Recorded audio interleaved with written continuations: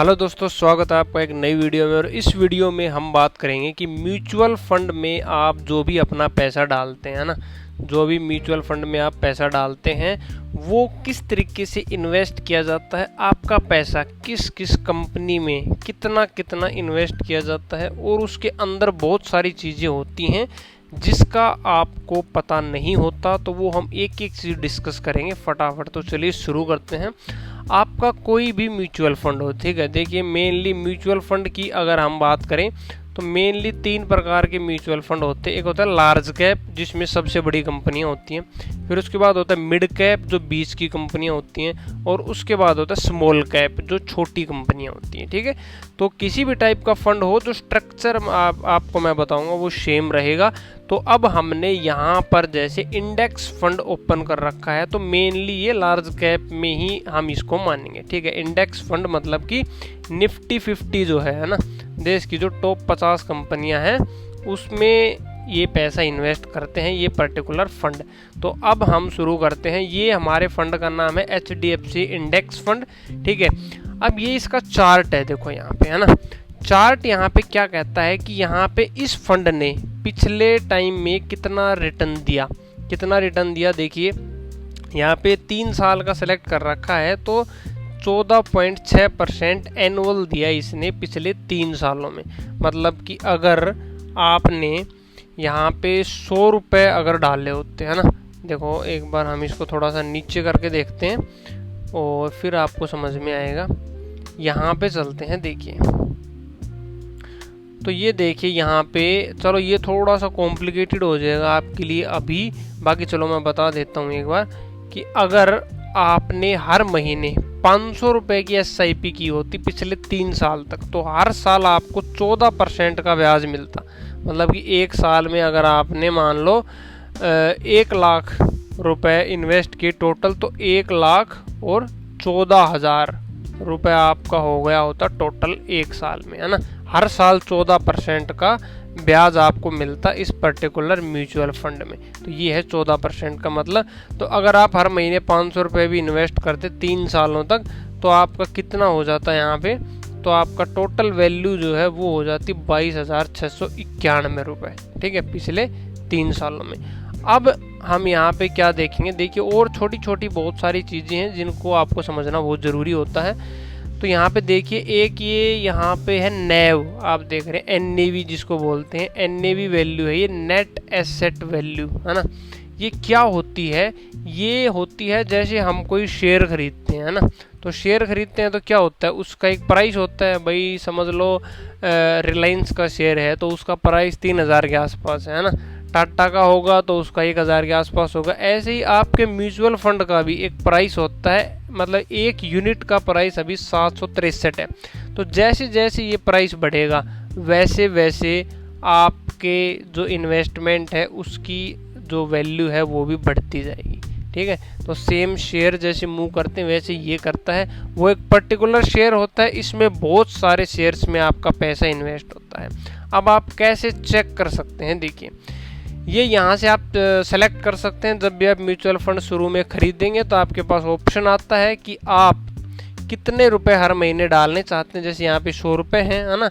और SIP date का मतलब है कि किस तारीख को आप चाहते हैं कि आपके खाते से पैसे कट जाएं और इन्वेस्ट हो जाएं, तो वो डेट आप यहाँ से सेलेक्ट कर सकते हैं। ठीक है, अब चलते हैं थोड़ा सा हम यहाँ पे नीचे और बाकी सारी चीज़ें समझते हैं।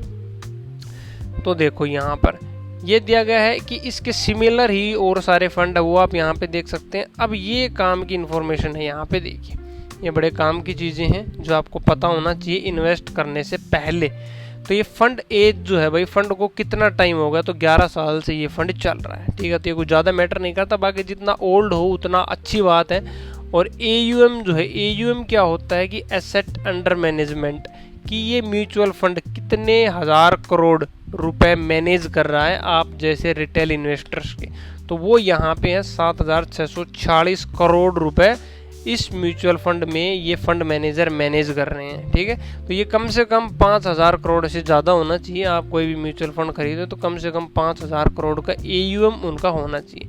फिर इसमें लॉक इन पीरियड की बात करें तो कोई लॉक इन पीरियड नहीं है, आप जब चाहो तब निकाल सकते हो। ठीक है, फिर आता है एग्जिट लोड, कि अगर आप टाइम से पहले एग्जिट करते हो तो कितना परसेंट चार्ज लगेगा, 0.25%। हाँ, इसका भी एक लिमिट वो है, 1 साल होगा आई थिंक, देखते हैं एक बार।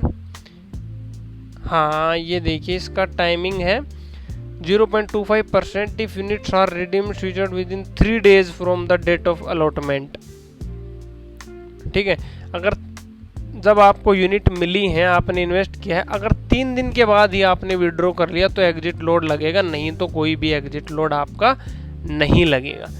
अब नेक्स्ट आता है यहाँ पे एक्सपेंस रेशियो। एक्सपेंस रेशियो क्या होता है, 0.2% है, कि अगर आपने 100 रुपये इन्वेस्ट किए, ठीक है, तो उसमें से 0.2% आपका फंड मैनेज करने का जो एक्सपेंस है, खर्चा है, वही म्यूचुअल फंड काट लेगा, और बाकी जो आपका 99.8% है वो आपका इन्वेस्ट कर दिया जाएगा। तो ये होता है एक्सपेंस रेशियो, जो आपको चेक करना चाहिए। हर म्यूचुअल फंड का अलग अलग होता है, कितना है, जितना कम हो उतना ज़्यादा आपके लिए अच्छा है। फिर टैक्स की बात करें तो जब आपको ये पैसा मिलेगा तो उस पर कितना टैक्स लगेगा ये आपको पहले ही पता होना चाहिए। तो टैक्स अगर आप 1 साल के अंदर निकालते हो तो वो short term capital gain tax में काउंट होता है और वो 20% आपको लगेगा। ठीक है, और अगर आप 1 साल के बाद विड्रॉवल करते हो तो 12.5% लगेगा, और कितने पे लगेगा, 1.25 लाख तक की लिमिट होती है साल की। उससे ऊपर अगर आपका प्रॉफिट है तो 12.5% आपको यहाँ पे करना पड़ेगा। तो ये बेसिक चीज़ें हमने यहाँ पे देखी।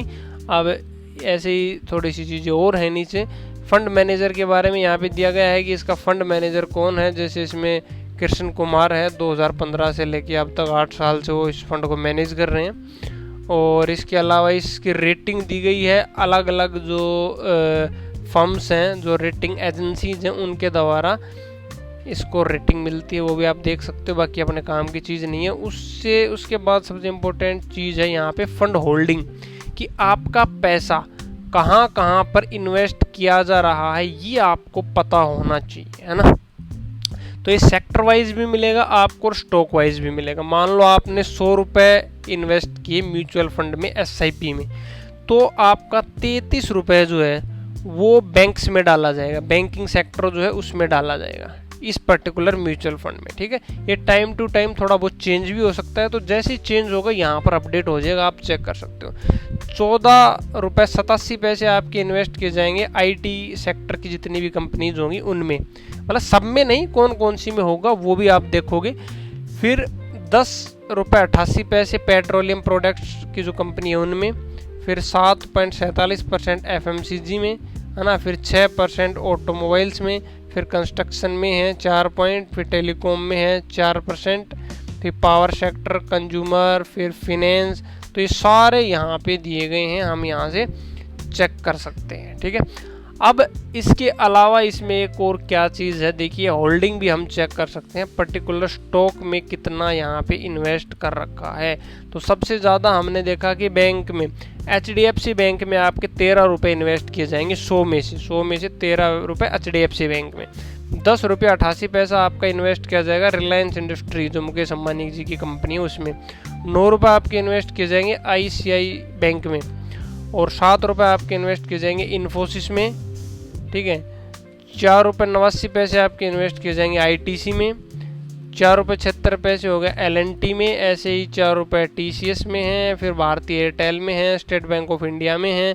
ऐसे ही जितने भी आपके टोटल होंगे वो सब आप यहाँ पे देख सकते हो, है ना। थोड़ा सा हम इसको नीचे स्क्रॉल करेंगे तो ये सभी आ जाएगा, आप जो जो इसमें इन्वेस्टेड हैं वो आप यहाँ पे देख सकते हो।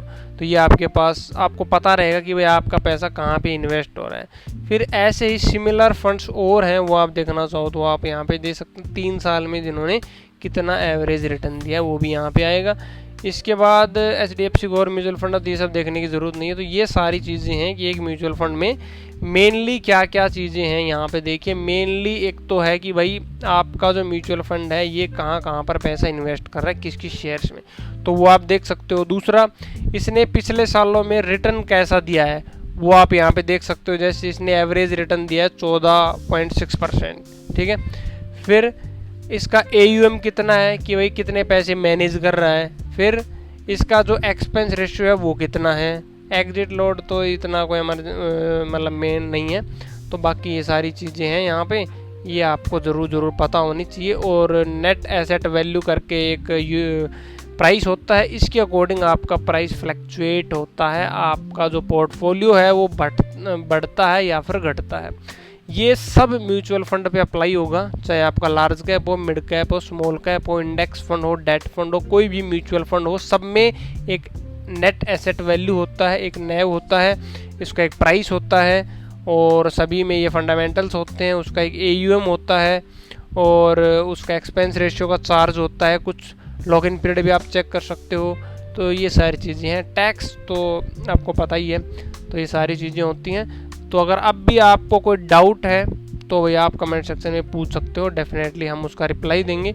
और अगर अभी तक आपने चैनल को सब्सक्राइब नहीं किया है तो अभी चैनल को सब्सक्राइब करके नोटिफिकेशन बेल दबा दो, ताकि IPO और शेयर मार्केट से जुड़े ऐसे वीडियोज़ आपसे मिस ना हो। तो मिलते हैं अगले वीडियो में एक नए अपडेट के साथ।